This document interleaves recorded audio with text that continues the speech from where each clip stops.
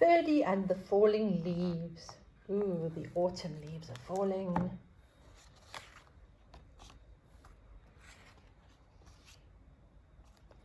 The world was changing. Each morning, when Ferdie bounced out of the den, everything seemed just a little bit different. The rich green of the forest was turning to a dusty gold, and the soft swishing sound of summer was fading to a crinkly whisper. Ferdie's favourite tree was looking dull, dry and brown. Ferdie, visiting it every day, was beginning to get worried.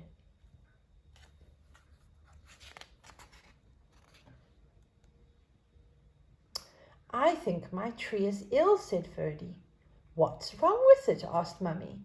"Its leaves are turning brown," said Ferdie. "Don't worry, it's only autumn," smiled Mummy. Ferdie trotted back to his tree and patted the rough bark.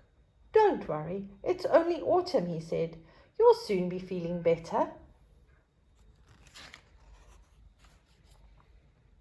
But the tree didn't get better. Day by day, it grew browner still. One day, as Ferdie sat under the tree, the wind began to blow. A small brown leaf blew off the tree and drifted towards the ground. Ferdie jumped up and caught it very gently with his paw. "Don't worry, tree. I've got your leaf. You'll soon be fixed," said Ferdie. He looked around, scratched his head, and picked up a piece of grass. He carefully tied the leaf to the branch and sat happily down. Just then, another gust of wind ruffled Ferdie's fur. The little leaf shook itself free and fluttered to the ground.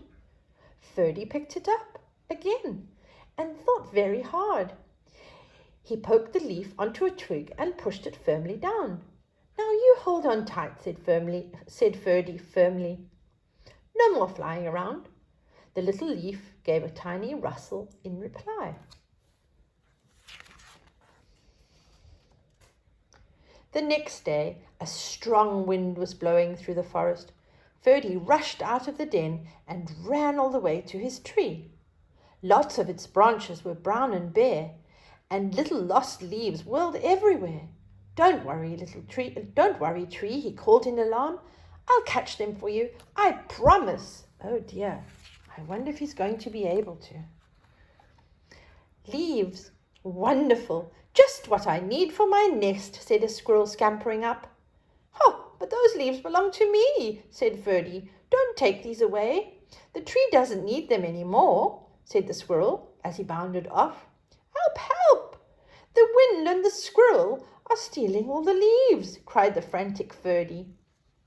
"Oh, leaves, marvellous, just what I need to warm up," said the hedgehog, rolling around. "But these leaves belong to me," said Ferdie, plucking the leaves from Hedgehog's prickles. "Not any more," sniffled the hedgehog as he rolled away. "Help! The wind, the squirrel, and the hedgehog are stealing all our leaves," cried the frenzied Ferdie. This time a flock of friendly birds swooped down from the sky. They picked the leaves up with their beaks and poked them onto the tree's branches. Soon the tree was leafy again, and Ferdie flopped down and smiled. Thank you, birds," he gasped, as the birds fluttered and chirruped away.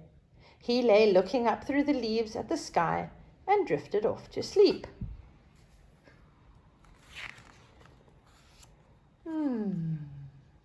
But still the wind continued to blow, and still the branches danced. The leaves shivered and shook themselves and began to wriggle free. They tossed and turned and twitched and twirled and tumbled to the ground. They brushed Ferdie's ears and nose and filled his dreams with a whispering sound. When Ferdie finally blinked awake, he couldn't believe his eyes. Instead of a roof of dancing leaves, he could see bare branches against the sky. "Oh, tree, I am sorry," Ferdie gulped. "All your leaves are gone." But then he saw high in the branches one small leaf still holding. I won't let the wind steal your one little leaf, said Ferdie, and he began to climb. He wriggled along to the last leaf and held it firmly to its branch. All day long the wind blew, the branch bounced, and Ferdie held tight. I'll stay with you, leaf, he gasped. Don't worry that all your friends are gone.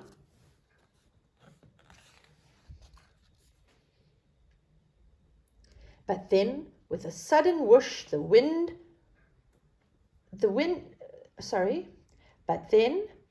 a sudden whoosh of wind, the branch bounced high.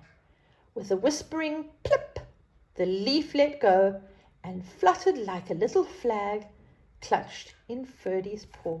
Oh dear. Ferdie looked sadly at the leaf, the tree's last leaf that he'd promised to save. He carried it carefully down the tree and all the way back to the den. He made it a cozy little bed and gently tucked it in for the night. But all the night long, he could only think of his tree, all on its own. At first light, he tiptoed out into the chilly dawn. The wind had finally stopped blowing, and the air was damp and cold. The moon still hung in the clear sky, and pale stars glimmered. As he came to his favourite tree, Ferdie saw a magical sight. Ooh, how wow. The tree was hung with 1,000 icicles, shining silver in the early light.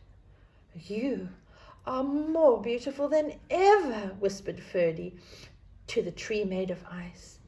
Can the squirrel and the hedgehog keep your leaves for the cold winter nights? A breeze shivered the branches, making a sound like laughter, and in the light of the rising sun, the sparkling branches seemed to nod.